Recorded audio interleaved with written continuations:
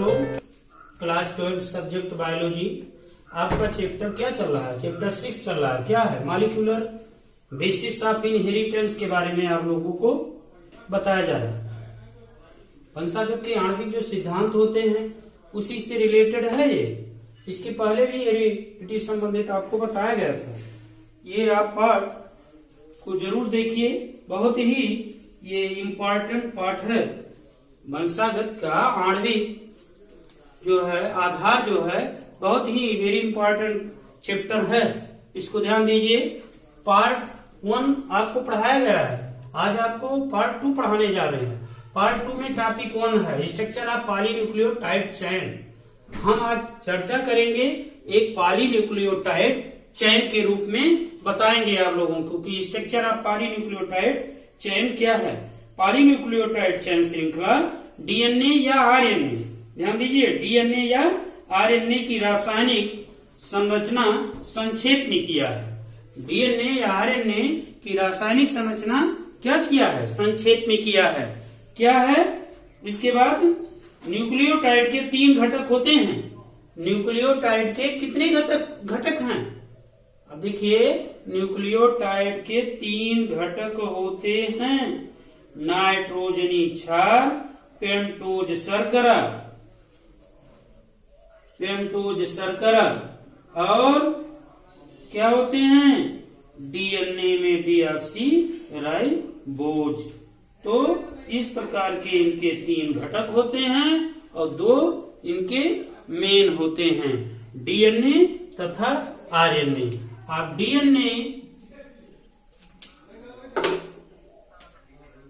DNA का पूरा नाम बताइए।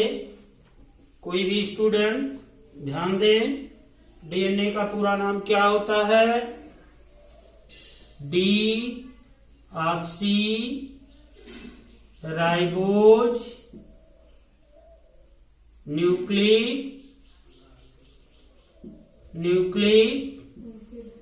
एसिड। डीऑक्सीराइबोज न्यूक्लिक एसिड ये डीएनए का पूरा नाम है। आरएनए का पूरा नाम बताइए? राइबोज न्यूक्लिक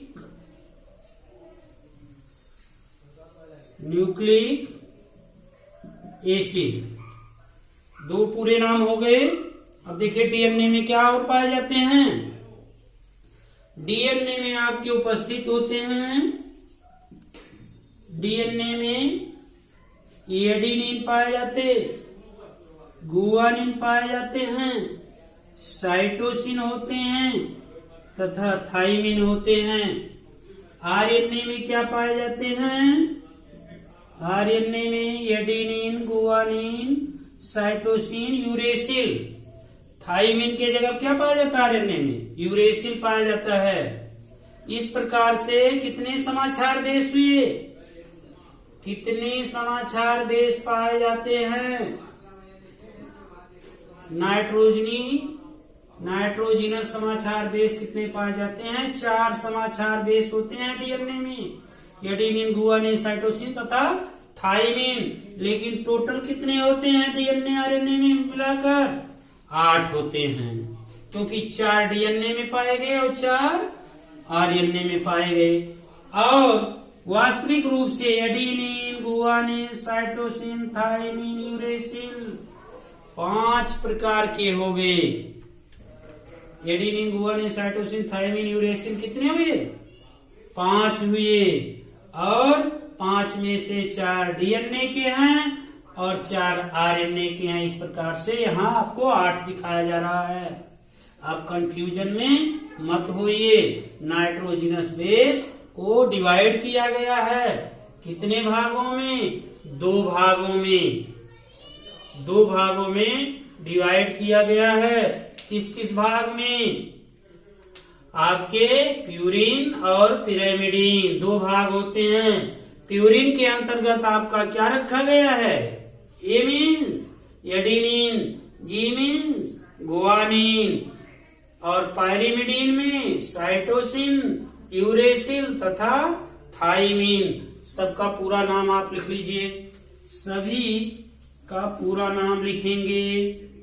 ये इक्वल एडेनिन,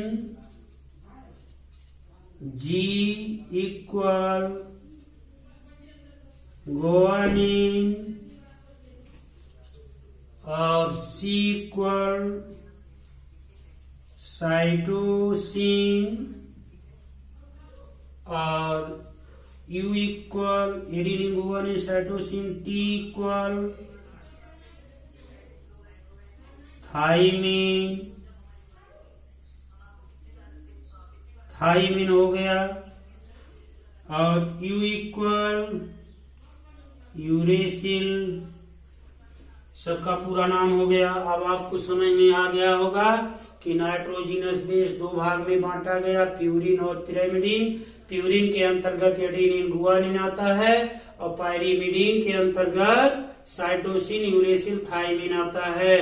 अब ध्यान दीजिए, साइटोसिन डीएनए एंड आरएनए दोनों में पाया जाता है, थाइमिन डीएनए में ही केवल होता है, और जो यू होता है ये आरएनए में होता है केवल। ध्यान दीजिए, एडेनिन डीएनए में आपके साइटोसिन भी होते हैं और थाइमिन भी होते हैं, और आरएनए में यूरेसिल होता है। अब देखिए, एक वैज्ञानिक आपके और थे, कौन थे? फ्रेडरिच मिसर। फ्रेडरिच मिसर नामक वैज्ञानिक ने 1869 में या 1869 में न्यूक्लियस में मिलने वाले अम्लीय पदार्थ डीएनए की खोज किया था। किसकी खोज किया था? डीएनए की खोज किया था। डीएनए की खोज किया था। फ्रेडरिच मिसर ने 1869 में न्यूक्लियस में मिलने वाला अम्लीय पदार्थ डीएनए की खोज किया और इसका नाम क्या दिया? न्यूक्लियन। डीएनए का नाम क्या दिया? न्यूक्लियन दिया। अब आइए, एक आपको हम फिगर के माध्यम से बताने जा रहे हैं जो स्ट्रक्चर ऑफ पॉलीन्यूक्लियोटाइड का चयन होता है, जिसमें फास्फेट के समूह जुड़े होते हैं और हाइड्रॉक्सिल समूह जुड़े होते हैं। फास्फेट के समूह से आप 5 से स्टार्ट करते हैं और देखिए, ये पी मीन्स से क्या है? पी मीन्स पी बराबर phosphate. P means phosphate, C means carbon, H means hydrogen. अब देखिए, यहाँ फास्फेट के साथ कार्बन लगा है, हाइड्रोजन जुड़ा है, और ये जो बेंजीन रिंग जैसे बना है, लेकिन बेंजीन रिंग में 6 होते हैं और इसमें कितने हैं? भुजे कोण कितने हैं? 1 2 3 4 5, इसलिए इसका नाम क्या पड़ गया? पेंटोज शर्करा। क्या नाम पड़ा? पेंटोज शुगर, पेंटोज शर्करा। आप देखिए, यहां से बांट करके दिखाया गया, क्या नाम इसका है? एडेनिन। फिर पंचभुजीय के आगे आपका पी है फास्फेट। फास्फेट के बाद आपके कार्बन हाइड्रोजन जुड़े हैं। फिर एक आप 5 भुजीय आकार का स्ट्रक्चर बनाएंगे, जिसको आप जोड़ेंगे क्या? थाइमीन। तो एडेनिन है और थाइमीन।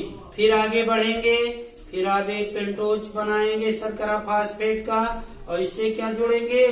गुआनिन। और फिर इसके बाद देखिए, ध्यान दीजिए, यहाँ से पी से आया है, यहाँ बनाया जा रहा है, स्पेस ना होने के कारण यहाँ फिर कार्बन हाइड्रोजन दिखाया गया, यहाँ पेंटोज शर्करा जुड़ा, और इसके बाद यहाँ OH जोड़ा गया। OH क्या है? हाइड्रॉक्सिल।